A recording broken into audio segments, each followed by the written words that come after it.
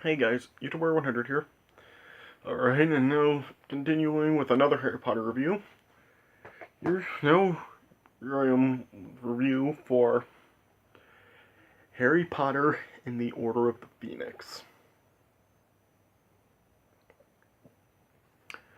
So like I told you in my last review, I really did not like Goblet of Fire.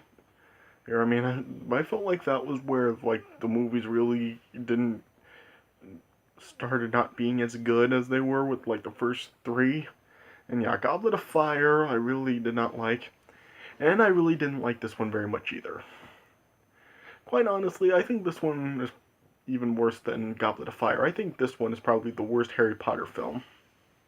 I mean, I was just really bored with the plot of this movie and I just really didn't enjoy it. I think Goblet of Fire and Order of the Phoenix are the two Harry Potter films that I think a lot of people really just don't have very good memories of after they watch them. I think these are ones that the people just really like forget easily when they watch the Harry Potter films. Yeah, I just really was not a fan of either of these two films. Yeah, I was really pretty bored with their plots, and I think this one is the worst one. First of all, like they were redoing a couple of things that they did in previous films, and yet the effects for those things in this film were so bad. You have the Dementors from Azkaban doing the kiss again, like in Prisoner of Azkaban. But the effect of the kiss in this film, it just looks terrible. It just looks like a really older film, from the 50s, really. That's how bad the effect looks compared to how it looks in Prisoner of Azkaban. And also at one point you have Sirius once again talking to Harry through the fireplace in the Gryffindor common room. But here it looks completely different and it looks really bad. In Goblet of Fire, you actually have Sirius's head face emerging from the ashes in the fireplace, the firewood and stuff. Here, when Sirius talks to Harry through the fireplace, it's like the actual fire is just a screen with Sirius's face in it. It just looks so lazily he added in an effect. They didn't even want to actually put effort into it like how it looked in Goblet of Fire. It's just like they got lazy and just decided to just make Sirius's face appear on the fire like a TV or something. It just looks real bad. So yeah, and plus I just really was not didn't like the plot of this. First of all, it just makes it so obvious who the villain is for this film. Well, villain, not really a villain, but one of the antagonists for this is like with Umbridge. It just makes it so obvious that she is kind of one of the antagonists for this film. It's just she's, I don't know what I should say, but it's so clear that she's just trying to gain more power into Hogwarts and have full control of it, and she's one of our villains in the movie. All of course, we got Voldemort and the Death Eaters, but really it feels more like the movie's really set around Umbridge as the main villain for this film, and it just makes it obvious the kind of person that she is. I mean, in the Sorcerer's Stone, while Voldemort really was the main villain, it was making it seem like Snape was the one that was trying to bring him back when really it was Quirrell. In the second film, we really didn't know who really was behind everything going on at the school. Cool. In the third film, we were thinking that maybe it would be Harry. It would have been Sirius Black as the antagonist, but what turned out he was really the good guy, and Peter Pettigrew really was the one that was responsible for everything that happened in the past. And then Goblet of Fire, while we do have of course Voldemort and Peter Pettigrew around, it really wasn't known who the other person really was to bring Voldemort in, and then it seems that it's Moody who's kind of the one behind it, everything Harry being put in the tournament, but really that was Barty Crouch Jr. So yeah, they kept the mystery who the people people were like, well, like as the villains, but here it just makes it so obvious the kind of person that Umbridge really is, and she's a bitch. I mean, I just really didn't like that. Plus, really, a lot of the action in this movie really does seem pretty underwhelming, to be honest. I mean, in the battle scenes, like in the other movies, they are at least entertaining, but in this film, they just seem really underwhelming, to be honest. Yeah, the movie does kind of like continue the events from Goblet of Fire. Like Harry is haunted by Voldemort returning and what happened to Cedric, but not a lot. Nobody really does believe Harry about what actually happened with him and Cedric dying and Voldemort being back and stuff. And really, I just really like wasn't invested in the plot of this film at all. I mean, you still do have basically the same cast returning. There's still Daniel Radcliffe, Rupert Grint, Emma Watson, Robbie Coltrane, Ralph Fiennes, Michael Gambon, Brandon Gleeson, and Jason Isaacs, Alan Rickman, Maggie Smith. Yeah, you still have all of them back. And yeah, also have some new people in here, like Helena Bonham Carter, or comes is now in the films as Bellatrix Lestrange, who is like one of the Voldemort's Death Eaters, and like she's one of the prisoners in Azkaban. And we also have like Sirius Black and Lupin back in this film also, and of course like Uncle Vernon and Aunt Petunia are like back making the small appearance at the beginning. Yeah, the Dursleys are back in here after not being in the Goblet of Fire. So yeah, just about everybody returns, and we get some like new characters also. But just the plot of this really I'm not invested in. I really don't like how it seems like here. It just seems like we're like having a repeat of the what happened in Goblet of Fire with everybody like not believing Harry about a situation and stuff. I mean, in Goblet of Fire, they didn't believe Harry that he didn't put his name in the goblet, and here they don't believe Harry about Cedric or Voldemort and stuff. And just yeah, Umbridge, she is just like oh, you don't like Umbridge, and it just makes it obvious the kind of person she is. And yeah, I just really don't like this film, and I really do feel that this is the worst Harry Potter film out of the franchise. I would like give this film probably like 2 stars out of 4. So yeah, I'm already like 8 minutes in, and so yeah, let me just get right into it. So the movie opens up once again, and like in a some kind of park where Dudley and his friends are kind of just like making fun of Harry because of like the nightmares Harry's been having about Cedric and stuff. But then like they're Harry and Dudley are being chased by a couple of the Dementors, and Harry's able to fend them off with the Patronus charm. Um, and then like eventually after Harry brings Dudley back home, um, Uncle Vernon and Aunt Petunia suspect that Harry like did what happened to Dudley because Dudley was just like in a very like stunned state and stuff, just like petrified or something. And then Harry received a letter from the Ministry of Magic saying that due to him performing the Patronus charm in the presence of a Muggle, and since he's an underage wizard and he's not allowed to use magic like that he was expelled from Hogwarts.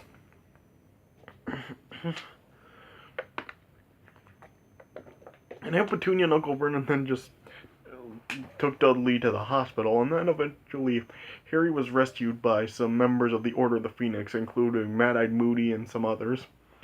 And they told Harry that he hasn't been suspended yet, he hasn't been expelled yet, and that his Dumbledore convinced the Ministry to suspend his expulsion pending a formal hearing.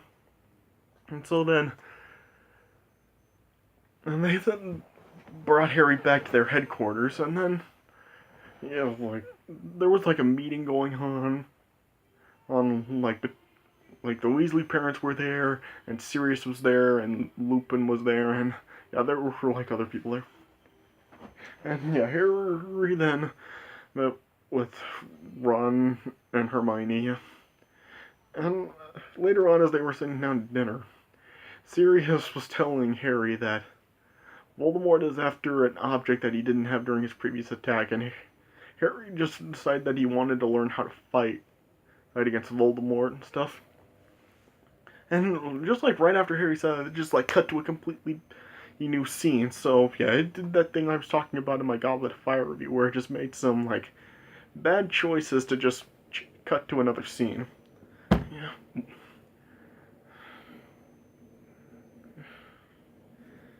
And then Harry had his hearing for the Ministry of Magic. Harry was trying to tell the Ministry that the reason he used the Patronus Charm was because of the Dementors, but Fudge and the other members of the Ministry really didn't believe Harry that the Dementors came, and that the Ministry is only able to summon the Dementors. But Dumbledore arrived and was just like defending Harry, and then the Ministry then voted to like just drop the charges against Harry. And so that's what happened. But then, like, Dumbledore just like left without saying anything to Harry. And then later, like as I said, like throughout this film, like Harry was having like visions and nightmares about Cedric and Voldemort, and like as Harry was on the train, he like was dreaming that as he was walking towards the train, he saw Voldemort there, just standing there. And once they arrived back at Hogwarts, where Dumbledore announced that uh, by order of Fudge, the Minister of Magic, that Dolores Umbridge has now been appointed to the Defense Against the Dark Arts teacher. And then during Defense Against the Dark Arts class, as like she was just like having a spat with Harry. Harry was like trying to say that Voldemort was brought back, and Umbridge was just saying that Voldemort isn't back and that he is with lies. And Harry was like, of course, once again trying to say that he saw Voldemort come back and kill Cedric, and you know, Umbridge was just like saying that Harry was lying, and then she assigned him detention for lying. And later that day, as Harry was serving detention, Umbridge gave Harry a special quill to write that he must never lie and I. And as Harry was writing down, it was like, as he was like writing it on the paper, then like like what he was writing was just then being etched into his hand as scars. And Ron and Hermione then just saw the scars on Harry's hand, and they were telling Harry that he should report to Dumbledore, but Harry didn't want to refused to go to Dumbledore because he was just saying that Dumbledore has enough to deal with right now. And throughout, like, Umbridge was just like trying to gain as much control over the school as she could, and the Ministry was like approving of her getting as much more control as the school year went on. And Harry, Ron, and Hermione then just decided that they need to learn some defensive spells themselves. And so they formed a secret group, and they referred to themselves as Dumbledore's Army. And they were just recruiting a whole bunch of other students to teach defensive spells too, and they were just learning spells like Expelliarmus, and Stupefy, and other types of defensive spells.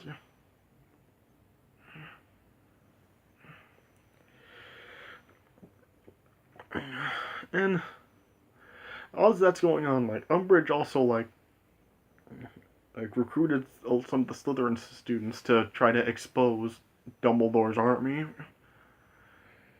And as Harry was teaching the other students how to defend themselves, Harry and like his crush Cho were like starting to have another romantic connection or something. Like during the time of the holidays, like then after a session of Harry teaching the students, like Harry and Cho were just talking with each other, and then like Harry had a mistletoe pop up, and the two of them kissed. And Ron and Hermione were asking Harry how it felt, and Harry just said, "What?" And later on, Harry was having a vision and of an attack on Arthur Weasley, and it was from the point of view of the attacker. And then Harry went and told Dumbledore about it. And then Dumbledore just had Snape give Harry some occlumy lessons to try to defend his mind over Voldemort, or of any influences that Voldemort may attempt on Harry's mind. And while all this is going on, it shows that Bellatrix Lestrange, who is like a cousin of Sirius Black, escaping from Azkaban with some other Death Eaters. And eventually, Umbridge and her Slytherin group eventually expose Harry and Dumbledore's army. And then Dumbledore is just saying that he had Harry and the others, form the group. And Fudge was about to have Dumbledore arrested, but then Dumbledore just ended up disappearing and escaping. And after that, then Umbridge was then named the headmistress of Hogwarts. And Harry then just felt that Cho betrayed him and Dumbledore's army for Umbridge, even though she didn't do that. And then Harry eventually had another vision of Sirius being tortured by Voldemort.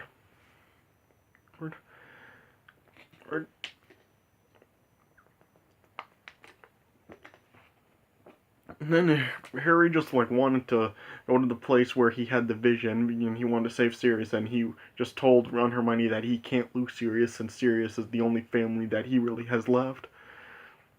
And so they tried to go there through Umbridge's fireplace, through the Floo network, but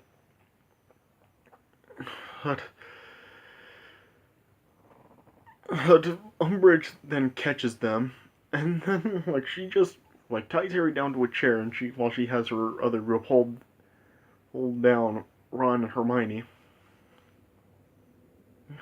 Then Hermione then just told Umbridge that she knows where Dumbledore's secret weapon is, and then Hermione and Harry just led Umbridge down into the Forbidden Forest. That's where in a place where Hagrid has his big giant half brother Grawp. And then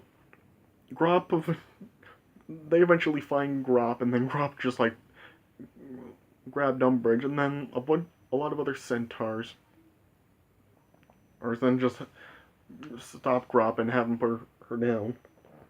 And then the centaurs then just take Umbridge, and Umbridge just tried to get Harry to tell the centaurs that she means no harm, but Harry then remembered that he mustn't tell a lie, and so then the centaurs then just took Umbridge away.